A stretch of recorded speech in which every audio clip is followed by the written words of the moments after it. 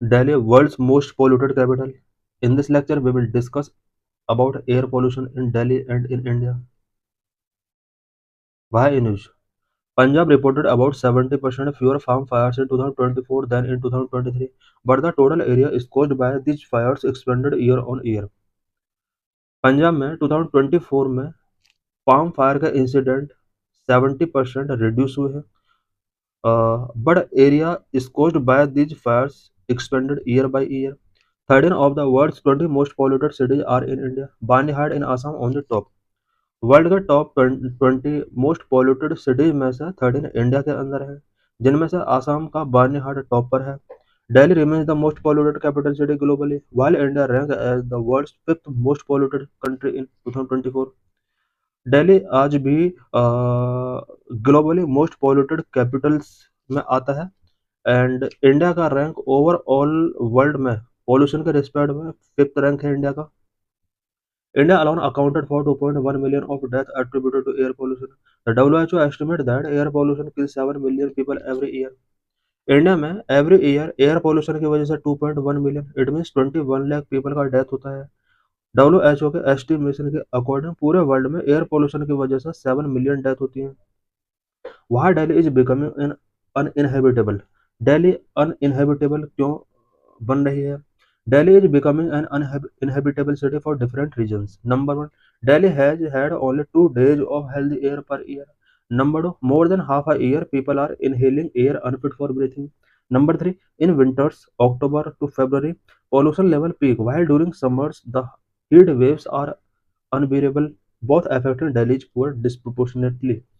Number four, PM 2.5 dominate the air quality reading in Delhi, which is dangerous to the health and travel to the deeper part of the lungs due to its extremely small size. The largest of which is 30 times thinner than human hair. Delhi different region से inhabitable बन रही है. Number one, ऐसा study के अंदर find out किया गया है कि पर ईयर दिल्ली में ओनली 2 डेज ऐसे होते हैं जहां हेल्दी एयर मिल पाती है लोगों को, and more than half a year people जो है वो अनफिट एयर ब्रीथिंग कर रहे हैं. विंटर सीजन में और समर सीजन दोनों में दिल्ली अनबियरेबल हो चुका है. विंटर सीजन में पॉल्यूशन लेवल पीक पर होता है, एंड समर सीजन में हीट वेव्स यहाँ के पीपल के लिए बहुत ज़्यादा अनबियरेबल होती है. इससे दिल्ली के पीपल को बहुत ज़्यादा यहाँ पर प्रॉब्लम फेस करनी होती है. PM 2.5 दिल्ली में एयर क्वालिटी रीडिंग में टॉप पर होता है, जो कि हेल्थ के लिए बहुत ज़्यादा डेंजरस होता है, एंड ये हमारे लंग्स के डीपर पार्ट में एंटर करते हैं जिस टाइम पर हम ब्रीथिंग करते हैं. Why is Delhi's air quality so poor?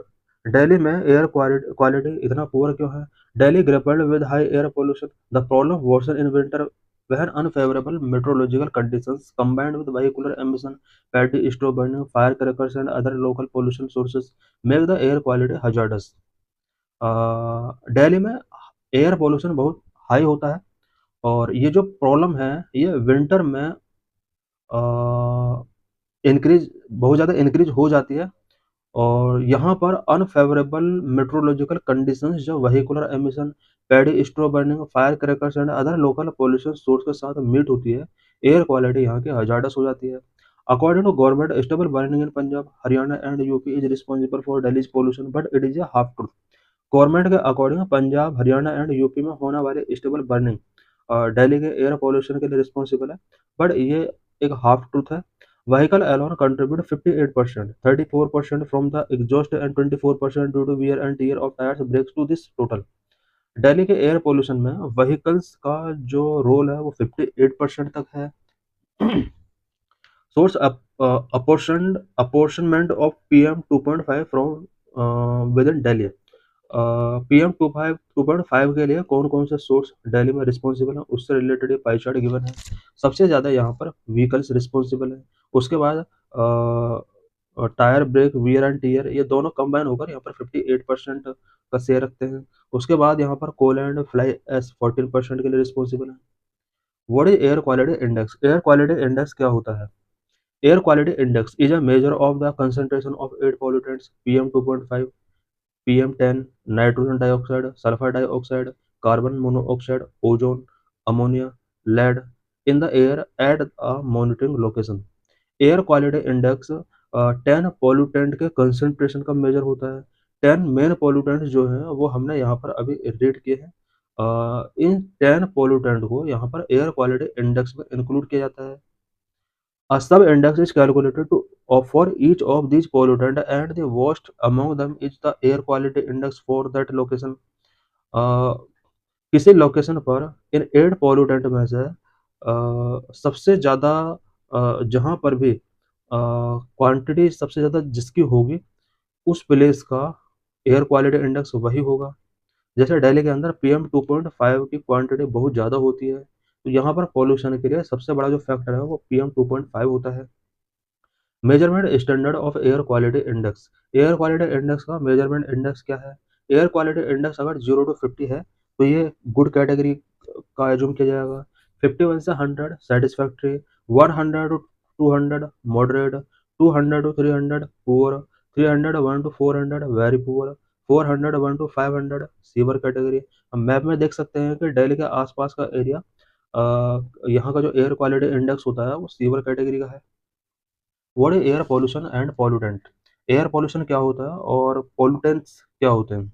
Air pollution, the presence of solid liquid gases noise and radioactive radiation in the atmosphere whose concentration is harmful to humans, living organisms, property or environmental process is called air pollution.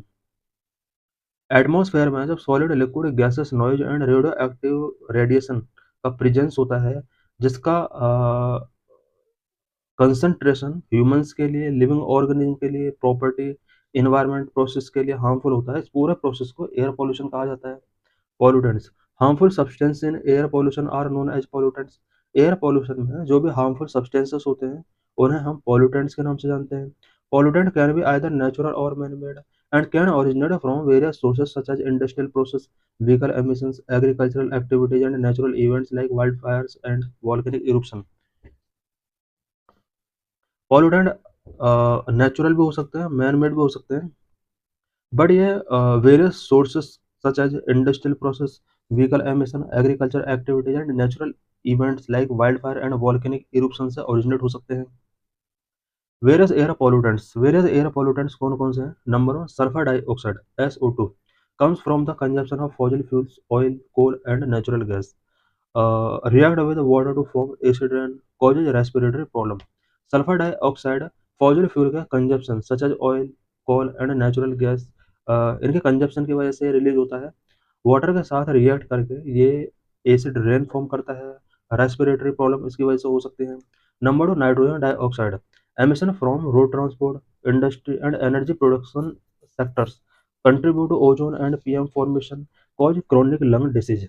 Nitrogen dioxide road transport के through, industry and energy production sectors के through emissions इसके होते हैं। Ozone and PM formation में contribute करता है। Chronic lung disease में ये क्रोनिक लंग डिसीज का एक कॉज बनता है। Number three, ammonia NH3 produced by the metabolism of amino acid and other compounds which contain nitrogen, cause immediate burning of eyes, nose, throat and respiratory tract and can result in blindness, lungs damage। Ammonia की वजह से eyes burning हो सकता है, nose and throat and respiratory tract से related problems हमें face करनी पड़ सकती हैं। Number four, ozone cause irritation of eye and respiratory mucous membranes, asthma, attack, ये सब यहाँ पर प्रॉब्लम हो सकते हैं ओजोन के through. Number five, carbon monoxide a product of the incomplete combustion of carbon containing compound, causes fatigue, confusion and dizziness due to inadequate oxygen delivery to the brain। Carbon monoxide ये carbon containing compound का incomplete combustion की वजह से generate होता है। इसकी वजह से फैटिक, कंफ्यूजन, डिजीनेस ये सब हो सकता है। Number six, lead release from extraction of metal such as silver, platinum and iron from their respective ores. Lead जो होता है वो metal such as silver, platinum and iron के एक्सट्रैक्शन के ड्यूरिंग ये रिलीज होता है। Impacts are anaemia, weakness and kidney and brain damage. Lead की वजह से anaemia, weakness, kidney and brain damage हो सकता है। What are the meteorological factor for pollution in Delhi? Delhi में पॉल्यूशन के लिए मेट्रोलॉजिकल फैक्टर्स कौन कौन से रिस्पॉन्सिबल हैं? The concentration of pollutant in the air depend not just on emission but also on many meteorological factors such as temperature, wind direction, wind speed and rain. Delhi में जो air pollution है वो सिर्फ emissions उसके लिए responsible नहीं है, कुछ meteorological factors such as temperature, wind direction, wind speed and rain भी रिस्पॉन्सिबल है। Number one, impact of hot और cold wind. Hot air being lighter move up, whereas cold air trap pollutants and keep them closer to the ground। Hot air जो होती है वो light होती है and ये मूव अप करती है, इससे पॉल्यूटेंट को वो साथ में कैरी कर लेती है। कोल्ड एयर पॉल्यूटेंट को ट्रैप करती है एंड ग्राउंड के क्लोजर इन पॉल्यूटेंट को रखती है। Number wind speed, high wind can disperse the pollutants. High wind speed अगर होगी तो इससे पॉल्यूटेंट डिस्पर्स हो सकते हैं। Number three, lack of rainfall in winter in Delhi. Rain can force the most common air pollutants like PM2.5 and PM10 to the ground. Rainfall जितना ज़्यादा होगा, इससे रेनफॉल के ड्रॉप्स के साथ PM2.5 एंड PM10 ग्राउंड पर आएंगे उतना ही ज़्यादा। Cold air with slow wind speed and no rain make Delhi a pot of pollution with a lid on. Cold air with slow wind speed, ये दिल्ली के पॉल्यूशन को इंक्रीज करते हैं। What are major driving factors of air pollution. Air pollution के लिए major driving factors क्या क्या होते हैं, ये स्पेशली इंडिया के रिस्पेक्ट में है। Number of industrial and vehicular emissions. Carbon monoxide, nitrogen dioxide and non methane volatile organic compound are the primary pollutants from vehicles. Industry like sugar, paper, iron and steel, cement, fertiliser, copper and aluminium emit PM, SO2, NO2 and CO2। Currently, road transport accounts for 12% of CO2 emissions and is a key contributor to urban air pollution। India में आज भी industrial and vehicular emissions air pollution के responsible हैं, because इनके through carbon monoxide, nitrogen dioxide and non methane volatile organic compound release होते हैं। India में कुछ industries such as sugar, paper, iron and steel, cement, fertiliser, copper and aluminium, ये सभी industries PM, SO2, NO2 and CO2 release करते हैं। Currently India में CO2 emissions के लिए रोड ट्रांसपोर्ट 12% तक रिस्पॉन्सिबल है। Number two, solid waste burning. India में सॉलिड वेस्ट बर्निंग भी एयर पॉल्यूशन के लिए बहुत ज़्यादा रिस्पॉन्सिबल है। According to the energy and resource institute report, India generate over 62 million ton of waste in a year. A big part of this waste is burned openly or in informal dump site. Open burning of solid waste contribute to the release of various pollutants, including PM uh, dioxides and furnace। India में solid waste burning भी एक बहुत बड़ी problem है। Per year India 62 million ton waste generate करता है और इस वेस्ट का एक बिग पार्ट ओपनली बर्न कर दिया जाता है। सॉलिड वेस्ट को बर्न करने से various pollutants such as PM dioxins and furans यहाँ पर रिलीज होते हैं। Number three, stubble burning and various other agriculture activities. Stubble burning and agriculture activities भी इंडिया में पॉल्यूशन का रीजन बनते हैं। Burning of straw stubble after harvesting grains like paddy and wheat, particularly in Punjab and Haryana and UP, lead to air pollution, especially in NCR region during winter। India में specially Haryana, Punjab and UP में जो stubble burning किया जाता है paddy and wheat का, इससे winter season में Delhi NCR का जो एयर पोल्यूशन है वो काफ़ी इंक्रीज होता है। Some other agricultural activity like tilling, fertilizer and pesticides application and improper livestock farming also responsible to air pollution। These activities release ammonia, methane and particulate matter into the air। कुछ agricultural activities like tilling, fertilizer and pesticide application, improper livestock farming, ये सब air pollution को increase करते हैं। ये सभी activities के through ammonia, methane and particulate matter भी एयर में रिलीज होते हैं। Number four, domestic cooking and heating. Domestic cooking and heating भी दिल्ली में एयर पोल्यूशन के लिए रिस्पॉन्सिबल है। About 62 to 65% of India rural household rely on solid fuels such as coal, biomass and kerosene for cooking and heating purpose। ये mainly all India के respect में यहाँ पर ये पॉइंट गिवन है। इंडिया के about 62 to 65% rural household के अंदर solid fuel such as coal, biomass and kerosene cooking and heating purpose के लिए यूज किए जा रहे हैं। The incomplete combustion of these fuels in release harmful pollutant such as PM, carbon monoxide and volatile organic compound. इन सभी fuels का incomplete combustion कुछ हार्मफुल पॉल्यूटेंट रिलीज करता है, such as PM, carbon monoxide and volatile organic compound भी इसके through release होते हैं। Number of coal based power plant, India में कोल बेस्ड पावर प्लांट भी पॉल्यूशन को इंक्रीज करने के लिए रिस्पॉन्सिबल है। Coal based thermal power station which has no pollution control technology are responsible for over half sulphur dioxide, 30% oxide of nitrogen, about 20% PM among other man made emissions in India. India में coal based thermal power station ये इनके पास कोई pollution control technology नहीं है। Half से ज़्यादा SO2 emission के लिए रिस्पॉन्सिबल हैं। 30% नाइट्रोजन ऑक्साइड के एमिशन के लिए रिस्पॉन्सिबल है एंड 20% पीएम एमिशन के लिए रिस्पॉन्सिबल है। Number 6, improper use of pyrolysis. Pyrolysis it is a technique to break down synthetic material, leaves fine carbon matters and residue like pyrogas and oil contributing to pollution। पायरोलाइस का improper use भी air pollution के लिए यहाँ पर responsible है। Pyrolysis means ये एक technique है जो कि सिंथेटिक मटेरियल को ब्रेक डाउन करती है। इस ब्रेकिंग डाउन के प्रोसेस में कुछ fine carbon matter and residue like pyrogas and oil release होते हैं जो कि पॉल्यूशन को कंट्रीब्यूट करते हैं। In 2024 national green tribunal prohibited use tyres from being burned in the open और used as fuel in bricks kilns. 2024 में national green tribunal ने टायर का open burning and bring kills में फ्यूल के तौर पर बर्न करने से यहाँ पर इसका बर्निंग बैन किया है गवर्नमेंट ने।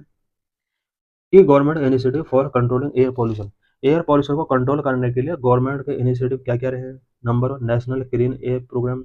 Number 2, system of air quality and weather forecasting and research portal. Number 3, new commission for air quality management. Number 4, graded response action plan. Number 5, for reducing vehicular pollution BS6 vehicles, national electric mobility mission plan launch किया गया।